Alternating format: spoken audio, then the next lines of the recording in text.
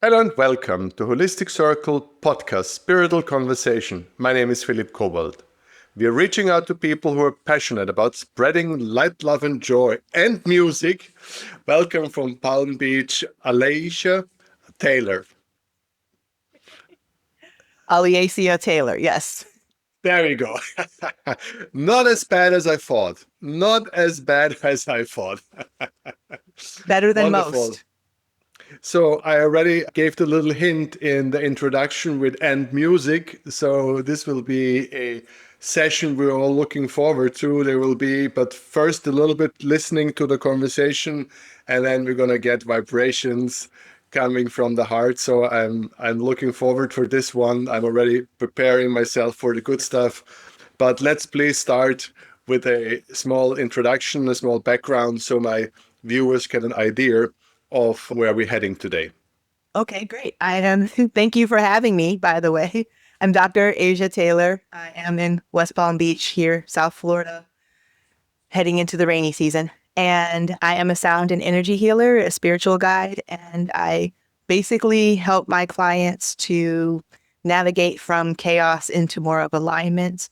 I typically do it with either energy healing or tuning forks, but the sound healing has just become the thing that everybody loves the most. It's the easiest way for me to help people to relax, to make changes in their life. I use different frequencies for different types of outcomes. And so I've grown to love it and enjoy it. I don't know how we got here, but here we are. I know how we got here because we are so much in our headspace all the time, and we get an overload of information that's for the most of the people. I know not everybody. Some people are very tranquil and doing their meditation, but the most of us, especially when we have kids or jobs and bills to pay, life is spinning and spinning fast, and getting into the headspace is it can be hard, can be quite an effort. So we're all very thankful if there's any way to just skip the whole barrier with the brain, just let the brain in the corner and go straight to the good stuff. And of course, sound is one of these smells, all of these scent activities. People are a lot into breathing, but again, I'm a super breathing guy, but it is also something that needs to be done consciously, and you got to do it, right? Sound has nothing you need to do except enjoy. Yeah, that's what I tell my clients. They come on Sundays. I do like a community sound bath, trying to bring just more awareness and allow people to come in and see what a sound bath is like. And I tell them, I'm like, this is the easiest way into meditation. I'm like, and trust me, I'm a mindfulness certified person, right? But all you have to do is lay there. And basically, your brain goes into a relaxed state, and it's like a shutdown and restart. And people just express like it's nothing like they've experienced before. They didn't have to do anything. They got to see images and have answers. And I love it. I'm grateful that I get to be a part of it for people's journey. And if you look at other things, let's say crystals, who are also full of vibrations or colors and so forth, but you have to be quite open or quite sensitive. You have to let it happen, which is again, sound is so special because sound it's I don't want to say stronger because vibrations are all the same, but it seems to come in such a natural channel that's very hard to block in a certain way. I mean, it is hard to block good sound. Color, and again, color is very specific. People have memories with colors, and with sound, interestingly, there's less preconditioning. Or would you disagree with me? Do you see a lot of preconditioning with sound as well? I think that it goes both ways. I feel like people can hear the sounds, so it's almost tangible. You can't touch them, but something is happening. And when you have maybe a crystal, there has to be like an additional level of suspended belief in order for you to say, okay, this crystal is helping me.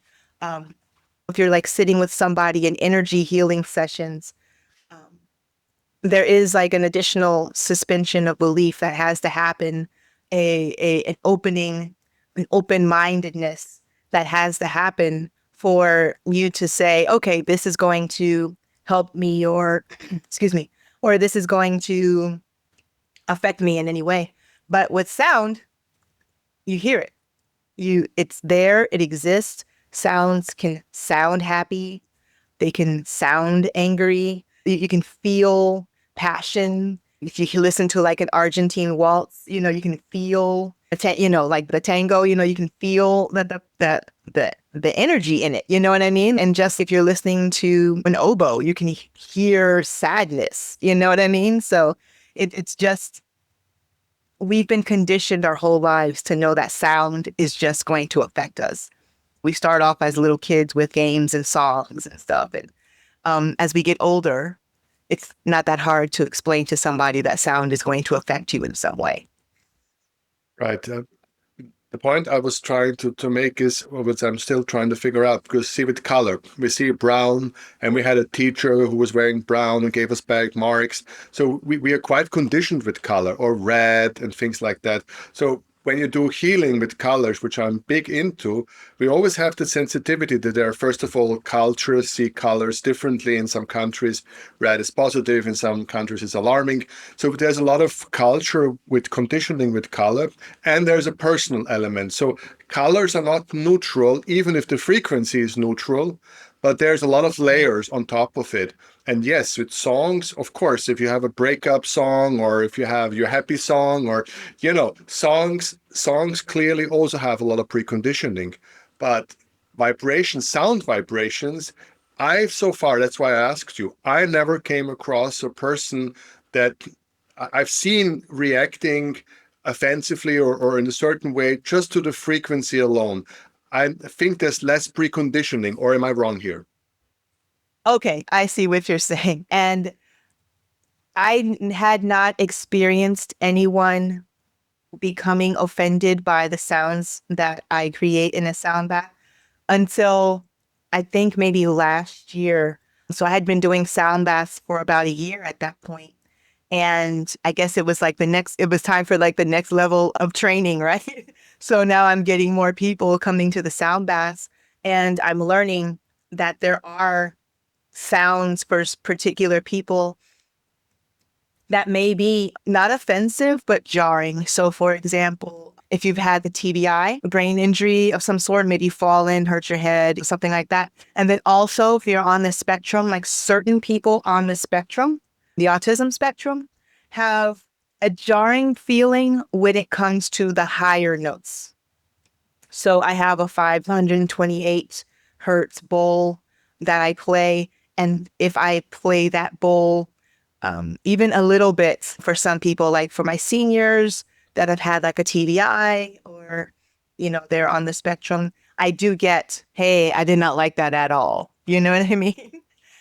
And that was something I had to learn. I had to go back and look into that there are something happens in the brain, the higher notes, and it can cause that. Now, conversely, I've had two people that I can remember specifically. One who had an adverse effect, did not like my shamanic drum. She came up to me after a sound bath most recently, like maybe 3 or 4 weeks ago, and she says it gave her bad memories, which would make sense because the shamanic drum is designed to bring you inward into yourself and to dig up those feelings and those emotions from our shadow side and into our like embodied self. And she said that it gave her bad memory. She was older. She said that she was 80 or so. And she said that she just had a lot of bad memories, and the drum brought her into those bad memories.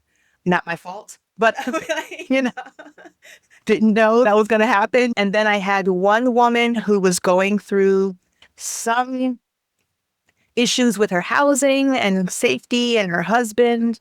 And she mentioned that the low bowl that I play, which is like the root bowl, basically the beginning of the session, she was just unable to really relax into it because, and I'm assuming that it's because she had a lot of issues going on with safety, security, protection in her life. And so that was just like bringing up those feelings.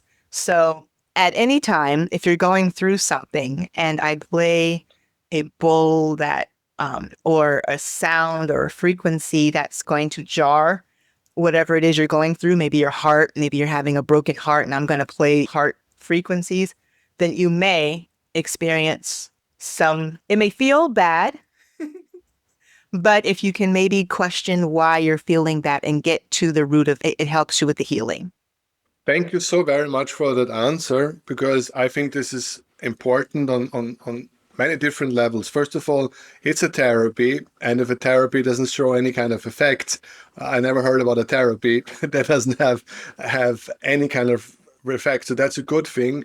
But also you said very specifically, very precise, that as a whole, for the regular person, the majority frequencies usually come in nicely, do a great ton of work and good and get things moving.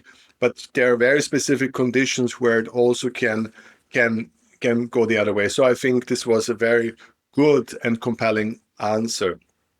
I want to quick Thank you. ask you just for a second, if you just said that woman's case and so on. So is that oxytocin kind of things going on? Do you look at all of these endorphins, dopamine connected to sounds? Have you looked into that, how they can be stimulated and balanced, or is this going already too far? I think that what happens when I'm looking into sounds is as I'm collecting frequencies and playing with those frequencies, I do end up doing like some research on it. So like I know that like in the solfeggio frequencies, you know, that everybody's so hyped about solfeggio frequencies. Some of the frequencies are good for like DNA repair, right? And so I'm wondering now how. And so then I do go in and play, try to find the sounds, try to find similar sounds. What does that make you feel? That's pretty much how I operate. Just that's, I think that's how we all operate. We go through, we find what we need, and then if it works for us, then we're going to keep it. I have yet to experience where someone comes to me specifically for anything that's DNA repairing. So I don't know if it works or not. I would love to be able to be on a team that can like test that kind of stuff. But apparently the money does not, they're not calling up sound healers, you know. There is actually a sound healers, like a compendium, and we are all allowed to like put in our information and what we're learning. I am a part of that group and we do put in our information, but you have to go through and read what everybody else is doing. What are they working with? Is it tuning forks? Is it bowls? Is it drums? I think what happens is when people come to me, they come more with either a soreness or like an ache in their body, like their physical body, and that I can work with tuning forks. Or they come to me with some type of ache in their heart, like they've lost someone or they're just looking for direction. And that I can help either with tuning forks or with a sound healing session. So in the end, they do feel better. Is that creating dopamine? I would Yeah. assume that we feel better. As far as I understand, the research with all of that is very on the beginning level. So there's a lot that Yes. basically is not known with these connections, but a lot of people are into it now. People want to start research, and there is from all sides, the spiritual side or even academic side, there's a lot going on trying to understand these barriers better and how they can interlink. So I have one more question from that corner, and I know you don't have the answer. I'm asking you anyway, because maybe you have the answer. Who knows? So frequency, how do you see it? What does it basically move? Do you think the wave itself moves the organ? That's how it works. Do you think it moves something more like aura, unspecific, and there the vibration resonates? Or another option I'm giving you, do you think it's the water inside our body that's reacting to the frequency? So these are the three options I'm giving you. If you have a fourth one, you may tell me. So as a metaphysician, right? That's what my Oh, doctorate is in, metaphysics. Okay. Which okay. basically means that I get to sit around and tell people that, yes, all of your answers are correct. And that's because of quantum physics, right? So we're at the point now in the quantum physics journey where you can have basically 4 correct answers. So is it a wave or is it a particle? And the answer is yes, right? It is a wave and it's a particle, depending on when you looked at it. Is it the water in our body moving or is it our aura? Yes, you know. You know what I mean? I'm spending too much So time with quantum physics these days. The answer is yes. It's just whatever. the answer is yes. Basically, in quantum physics now, the answer is yes. And that's what I go with.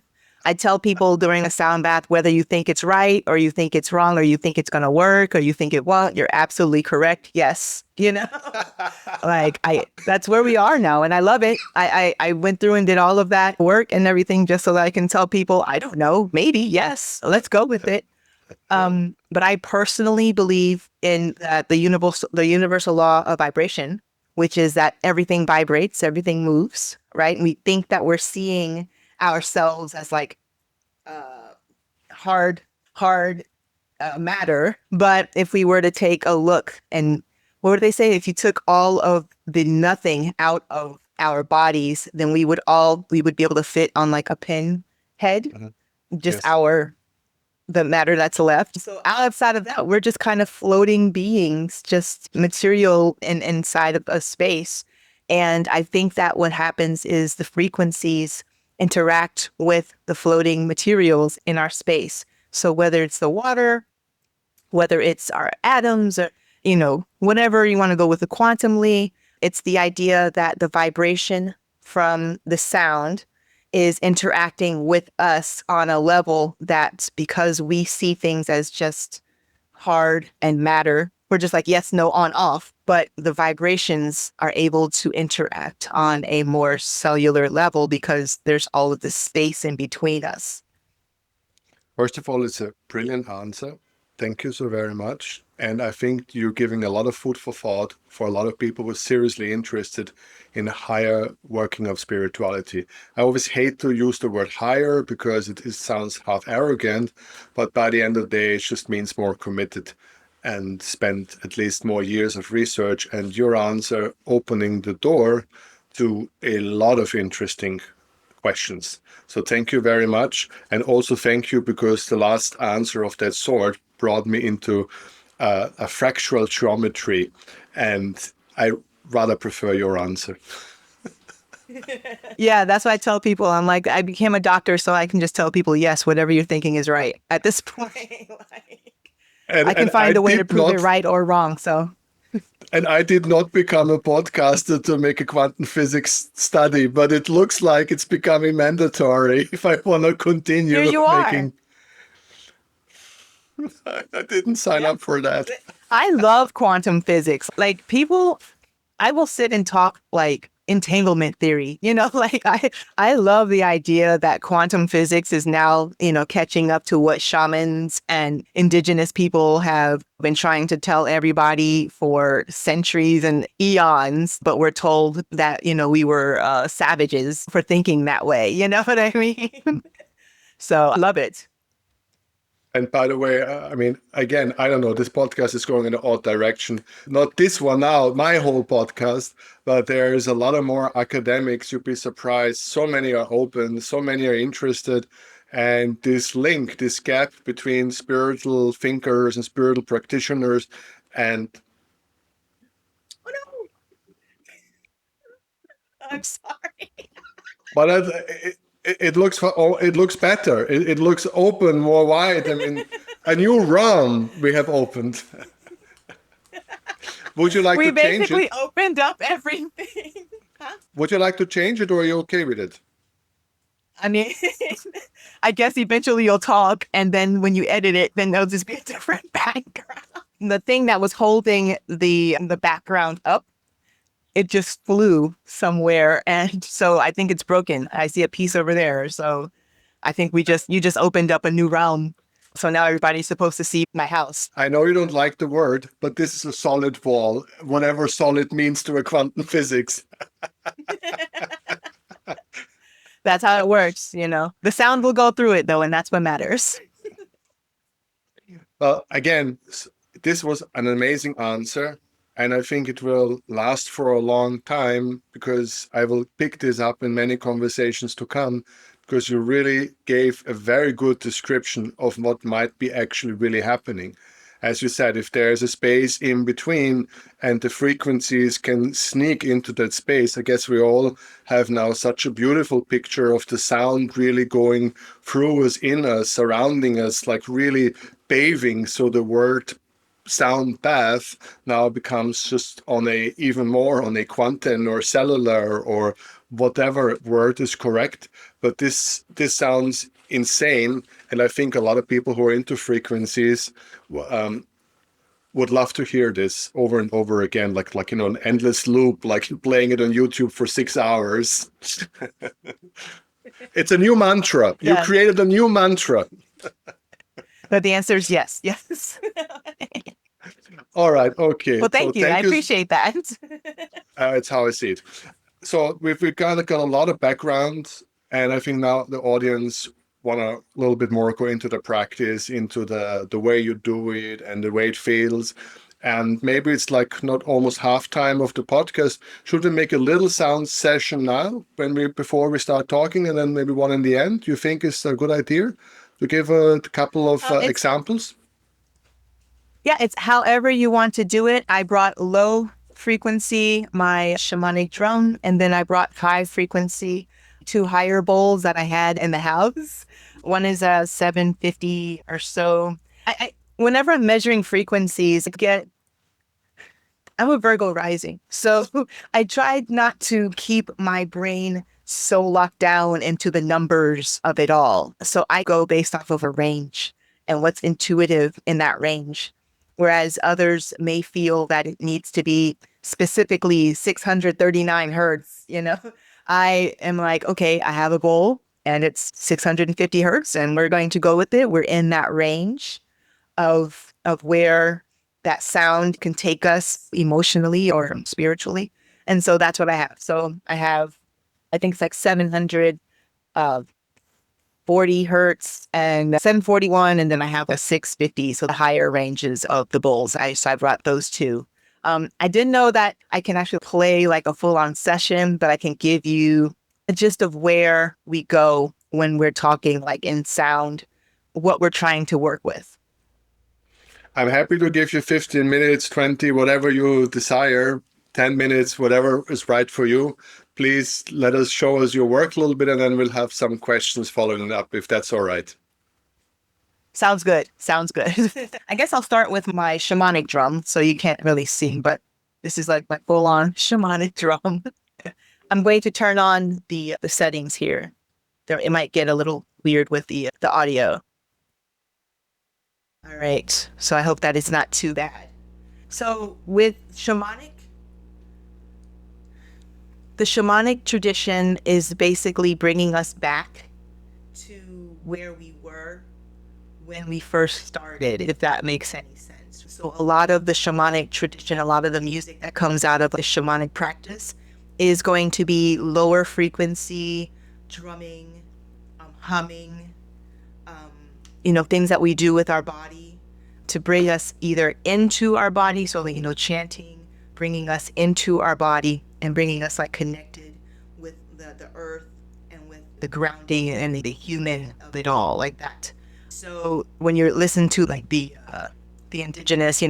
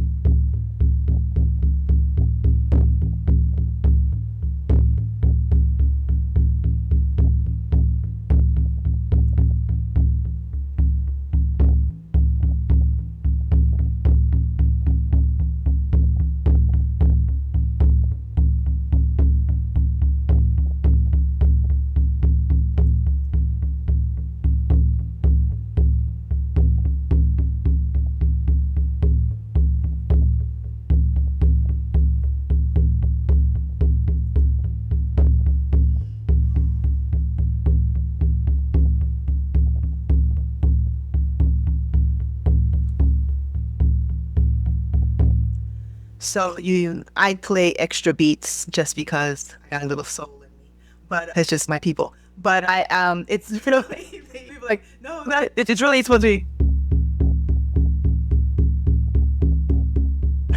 So just if somebody's listening and they're like, that is not shamanic drumming, I was gonna say, this is true. Playing the actual shamanic drum, the practicing like when we're going into trance, you know.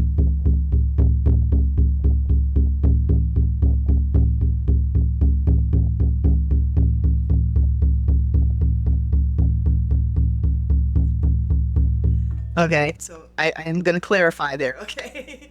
But when I'm playing for people, it's the same beat. I just add syncopation on a different note, you know?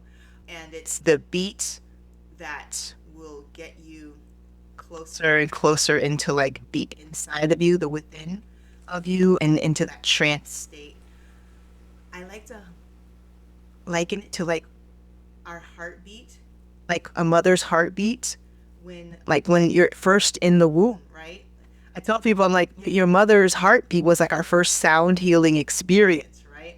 We're in like the water and all we're hearing is,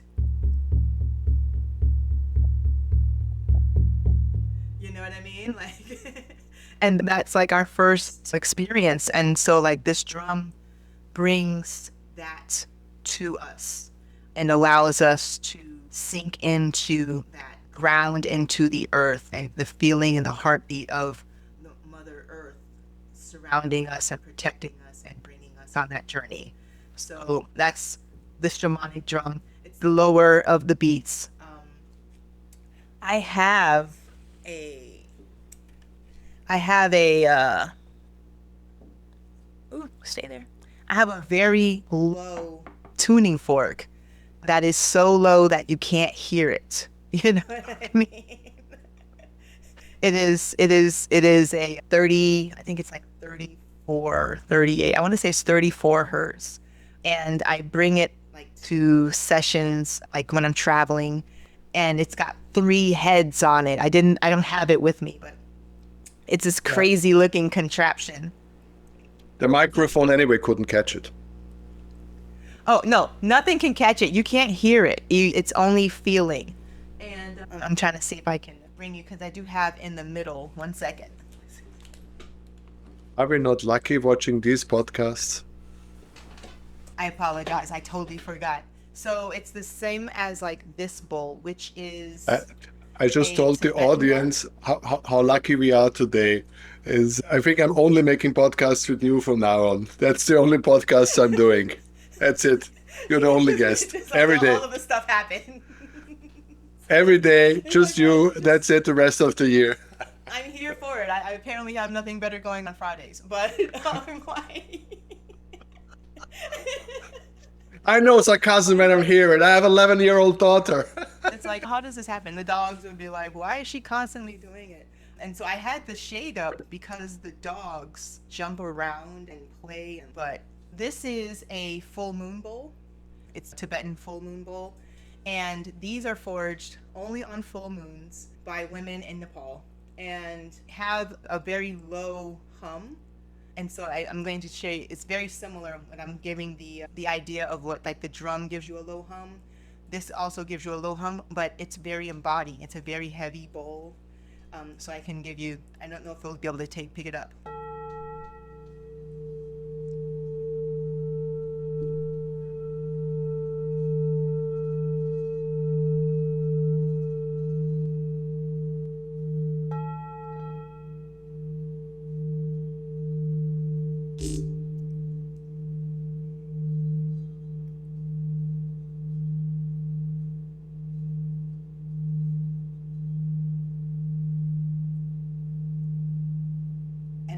Are you able to hear that? I think the computer takes out most of the lower frequencies, and I think we only hear the middle frequencies somewhere around this area. That's what the most probably audio will allow us. Yeah, so all you get is this. Right? So that's the thing with sound, is that it's very hard for me to communicate it out across the world, and people are like, can you do a sound bath over the internet? And I'm like, I can try, But what happens is a lot of what happens in an actual sound bath gets lost between the what they cut, when the computer decides it's going to clip to sound. There's like a maybe $5,000 microphone plus a $20,000 speaker, and we're good to go. Yes, and then I can podcast with you Yes. all day. Yes.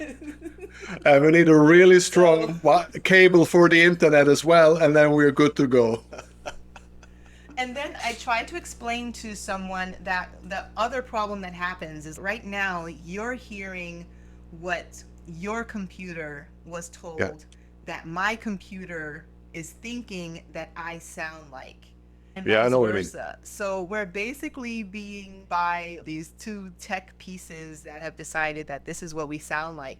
And we may meet in person and I may say, wow, you don't sound anything like what I thought you were going to sound like, because our bodies will end up picking up all of the other nuances from a voice that would not happen, inside of a computer setting. So that being said, this is one of my newer bowls. It's seven, I want to say it's about 650 ish. So it might be the 642, but it's in that range of frequency. So now we're going to the higher end. This would be associated with the heart and the throat area. So if you were thinking on a scale, the lower frequencies are going to be like the root area, what's connecting us to the ground. Then you have like your middle frequencies that are going to be up at here, the solar plexus, sacral, creative type of frequencies that you would listen to when you're wanting to maybe create. So you're wanting to do some writing, so you go in on like YouTube and you put in creative frequency, and then you end up getting something around the 390, 370 range down. You can't see, I'm pointing down here, but like down in that area. 4 um 430, we're getting into the heart. So that's how I remember it. The 430 area is up in the heart. 432, you hear people talk about that frequency a lot. It's basically the heart area. So when you're when you're going, so these are going to be up here. So higher heart, throat area, not third eye. I didn't bring any crown. I don't have any of that right now. You can't really hear them well on a speaker either. It's the opposite of what happens when they get too low, They're just going to clip Exactly. them out. So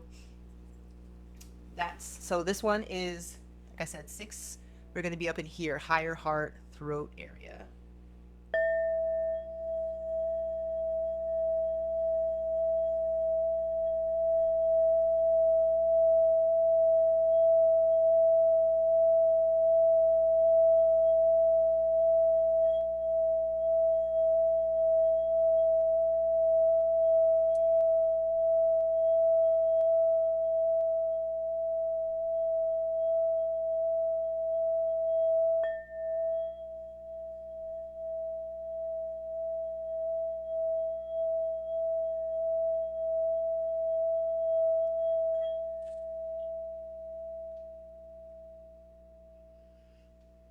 And full disclosure, this is the one that I played before I started today. I played this bowl knowing that I was going to have to like have a connection with you and whoever watches this, and that my throat was going to need to be open. I have to apologize. This was graduation week. So my daughter, my youngest daughter, graduated high school. And so we had a lot of family here. There was a lot of talking, a lot of screaming, and, carrying on. And so my throat is still uh, recuperating from that. So this is what I played this morning when I'm trying to prepare, for such a thing like this. I played this one, kind of get into the frequencies of opening up the heart, opening up the high heart, opening up the throat, being able to communicate, and hope that what I'm saying comes out correctly. Maybe All a right. question. Sorry. Yes. No, wait, what you got? I just wanted to put a mini question in between. Do you think there's a huge difference when you play for yourself a sound or when you play for others? Do you think it's a different kind of intensity, or you think it would not matter to play it to yourself, or let it have it played to you? I like to think that it's the same because from what I was taught, sound healers get the benefits when we are giving a sound bath.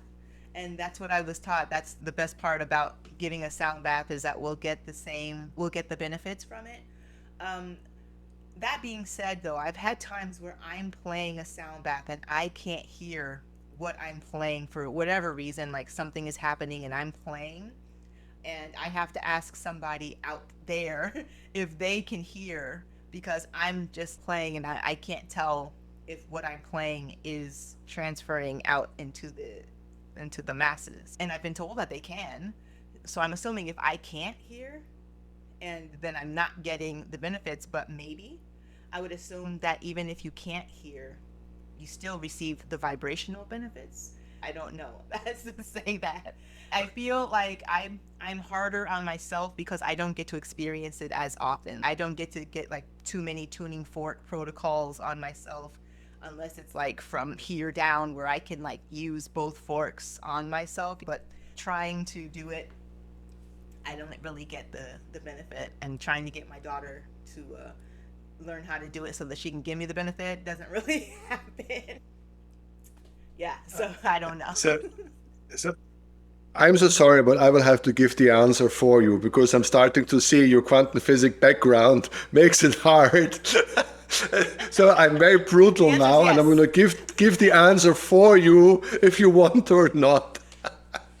Yeah, yeah. The answer is And yes. no, no, no. I I think I would like to believe that theoretically, yes, but practically the space that a healer can hold and the focus a healer can bring to the sound and direct it towards somehow amplifies it. I don't have any understanding how this all happens, but I think I know that are if you focus on someone with love and intention and you give him the frequency, that it somehow gets amplified versus just enjoying the frequency on its own without this. That's my answer. So there you go.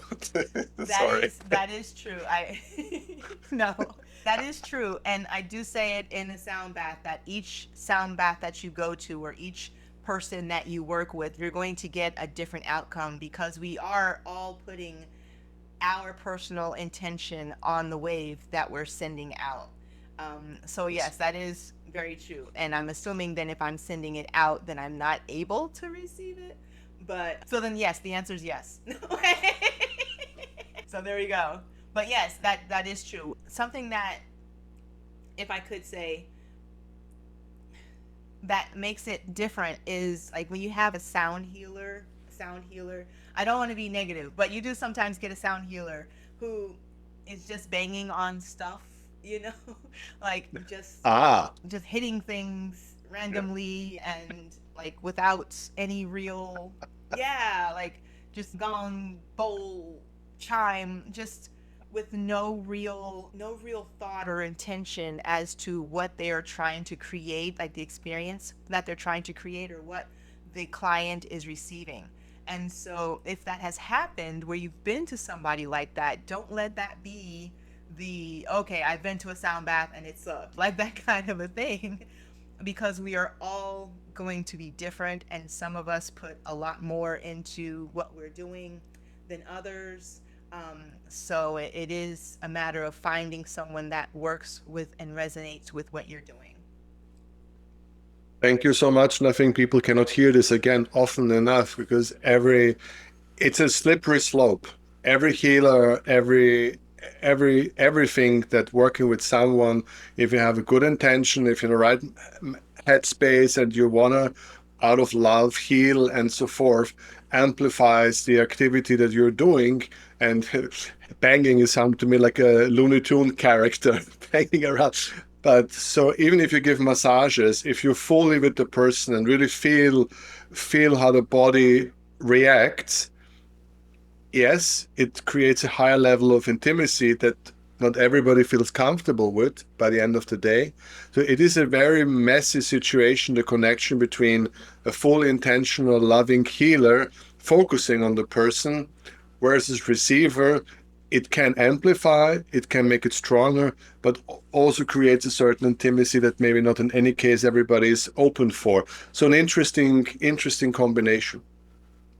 Yes, that's very true. And then even like when I work with energy work, like when I have a client, a private client, I'm doing energy work, or if I'm even doing tuning fork protocol on someone, there is that energy transference that happens. That's what's the perpetual transmutation of energy, right? Like it doesn't just come out of nowhere. It comes from somewhere, maybe through me as a channel and then into, which means now we're having a very intimate moment where we are now sharing on an energy wave together. And that's something that if you've gone to someone and you have not experienced that, it does not mean it does not happen.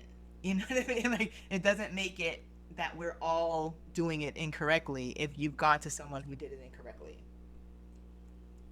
So my last bowl that I have, what I don't like about this bowl is that it is yellow, which I think is crazy because we were talking colors earlier, and we've begun like I just out of nowhere I associate reds with roots and purple with and white with sky, and because we're so used to that now. But this bowl is yellow, and it came from Nepal this way. I don't know, but it is a higher frequency. So we're now up like mouth area, throat. Um, and someone even mentioned olfactory. So when I went to research like where these frequency would go, there was this idea of was it clair olfactory, the ability to smell and use scent as a way of gaining knowledge about a situation or a person. So like how we have clairaudience where you can hear something, or clairsentience where you're feeling. Apparently this bowl works well for clair olfactory. I'm not in that realm. I don't know, but I feel like if ever I ended up with somebody who was like, when I do have a couple of clients who are working on their connection to the divine, one specifically with angels. And so we work with a lot of higher frequencies because that's where, the higher the frequency, the closer to God, right? And so, so we work with a lot of higher frequencies with her, the 2177 fork, and then Uh, trying to get like high. For for safety reasons, that's not true. It's not the higher the closer to God is. It is the. Sorry, I have to correct. It's being It's a. not. I was being facetious. Are you being? Oh, sorry. Okay. The higher the frequency, the closer to God. That's I like that. We have a saying in the U.S. and in Texas. They say the bigger the hair, the closer to God. That And may then be so it's no problem there. yeah. No problem with the hair, but with the frequency, there. If somebody's No, watching, no, what? Yeah. no, she was joking. No, that is not true. The thing is that the higher frequencies do tend to, like when you're getting up there, like over 1,000, Yeah. 2,000 hertz, they're at the point where we don't hear them as humans, like in the same way. And so it is said Yeah. that you use those higher frequencies for working with that. Clairvoyance, 100%, absolutely just a God thing. But clairvoyance, these frequencies help a lot. No question. Yes, yes. And And so I have, like I said, let's maybe tell the audience, if you want to be higher to God, you try to get as little as much as you can from all frequency at the same time. If we talk about that's the thing, frequency and yes. God, And that's what I say also is that like you can't just jump in. Like people yeah, are like break out, the 1,088, hertz forks. Let's just no, land. And it's I'm not. like, Don't no, work like baby, you that. can't do that because there are like a gateway here in our heart center that you Yes, have to basically have worked through. So you can't just jump on. Okay, I'm gonna have and this higher frequency, and I'm gonna just connect with the deities. exactly. And it's so interesting about the Japanese garden, right? Where you have those couple of stones and you can't see them all at the same time. And as much as you try, the less you can.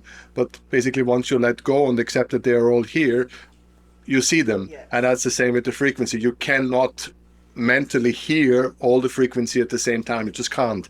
It's not possible. As long as you try, you will never reach it. And once, in a sense, you let go, it might happen. So just to clarify this. You could end up going a little bonkers trying to do something that you're really not supposed to do. But that's what happens, and that's that. I guess the biggest disclaimer in all of this is there are protocols. There's levels to this, right? You don't want to just kind of start off like I mentioned with the TBI and the 528 hertz bowl that I have. For some people, you play the 528 hertz bowl and you get a headache. It could be because there are certain things you have to work through and open up in your body in order to get to that part where this is not going to hurt you, and then you can move forward and go up and out and into astral work and stuff with sound on the higher frequencies. But without doing the inner work, the root work, the shadow work, the heart work, the are you able to even speak your truth type stuff. Because if you're going to go and talk to your deities and you can't speak what comes back to you, what was the point? I do have one last bowl. It's I want to say it's 755 or 7. It's a little higher.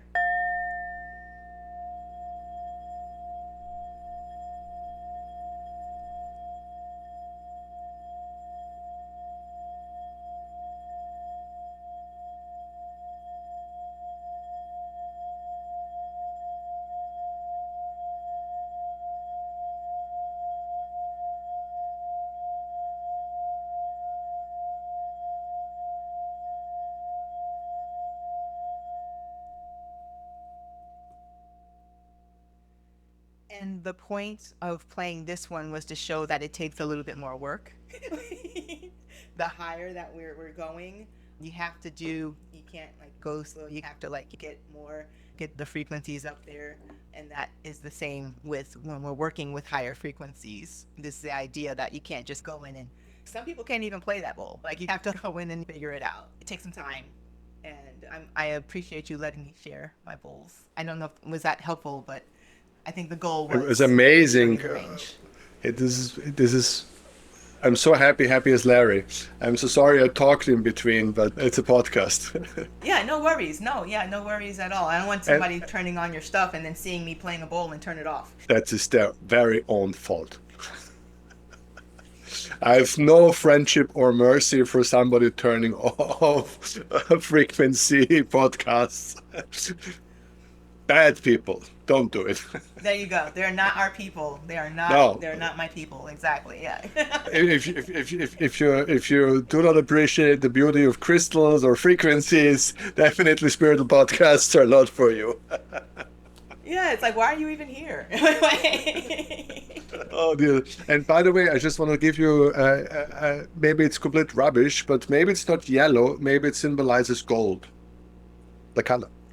It could. It definitely could. The symbol on here is the solar plexus. So it was which was like, the yellow area. But somehow when they did the bowls, they made it smaller, and that's the only thing I don't like about the set that I have. It was that. But I have no complaints about it because it's really not fixed. If you study different cultures, the colors of the chakras are not fixed. Even Correct. if we have an American-led or like most popular color scheme that's been the most published on the internet, but if you do a little bit of extra searching, you quick realize that the Right. colors are not set. Maybe down That's correct. earthy, brownish, reddish, everybody agrees more or less.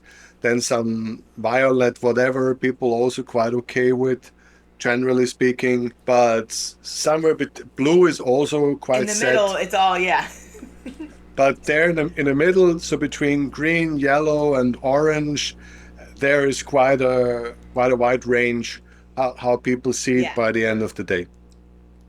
And then even green itself, some people don't use. They use pink as the heart. And what I learned is that's why money is either green or pink.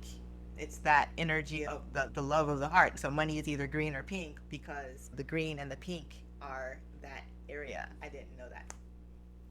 Neither did I. There Oh, you go. wow.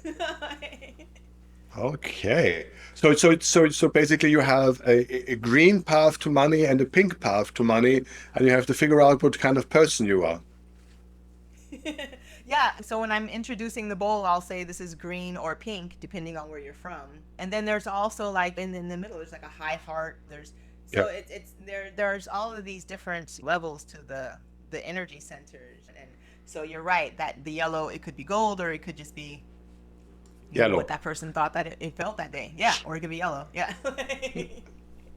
That's so basically now just give us we're coming towards the end, but I'm so sad because I would like to talk for hours. But just quick explain us how does a sound bath look like? The word is so tempting, so juicy. I want to have one. So a little bit, what do you mean? Is it like a bathtub or is it a contraption where people laying in? Is this just do I bring my yellow duck? Just help me out here. So there are no bathtubs, no water, no sprinkling of anything during a sound bath. It's basically where you are bathed in sound. And I typically do either a crystal bowl sound bath where now I do incorporate other things like chimes and I have a crystal pyramid. So I do add things to my crystal bowl sound bath, but I play 8 crystal bowls and it's all of the different frequencies that I play depending on what I'm trying to set as an intention. You just lay there. Like I said, you don't have to meditate, you don't have to say anything, there's no chanting. You don't even really have to breathe any more than you want to. Lowest bar to entry as far as meditation goes and getting benefits from vibration. It goes all the way up to having full on sound baths. People have drums, chimes, gongs. I've got wah wah sticks, rain sticks, How all long? kinds of things. Excuse How me? many minutes? How many minutes? Typically 45 at the most. It can be very tiring to hold like intentions and move that much. And then the more people that are at a sound bath, then the more like it work I have to do. So that's just me It's in groups. personally. It's in groups. Yes. Hmm. Oh, wow. Yes. Yeah, so like a group of people will get together for a sound bath typically. I'll do them personally at like a location, someone wants me to come to their house and I'll set up and do sound bath depending on what they're wanting. But it's typically groups get together. It's the easier way to do it is have like a group and then everybody lays out. And then by the end of it, they're all in love. I think it's just because I throw out a lot of love frequencies. I'm trying to make sure everybody understands that we're all one, that we are all connected, um, and that we're all pretty much rolling off of that same energy source. And so I do a lot of love in mine. I'm just like, everybody's falling in love by the end of it. They all exchanging phone numbers. They're all best friends by the end. It's pretty interesting to see.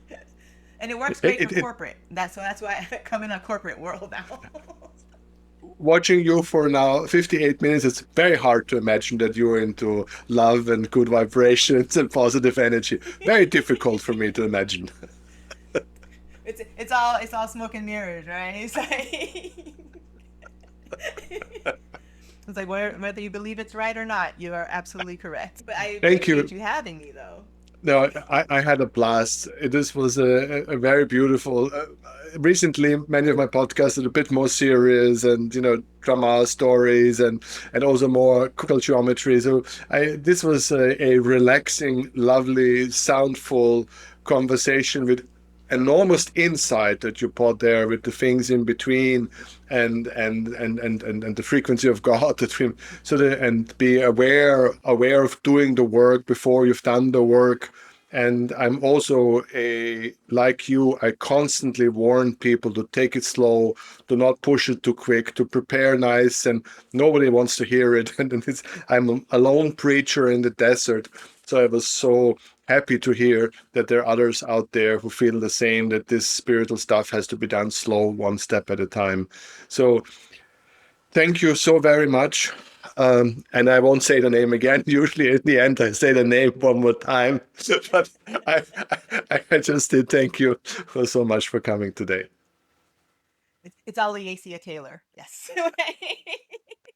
Dr. Asia works just as well. So Uh, thank you so Thank much you, for Dr. having me. Asia. Thank you. Thank you for having me. I feel honored to be a part of your journey too.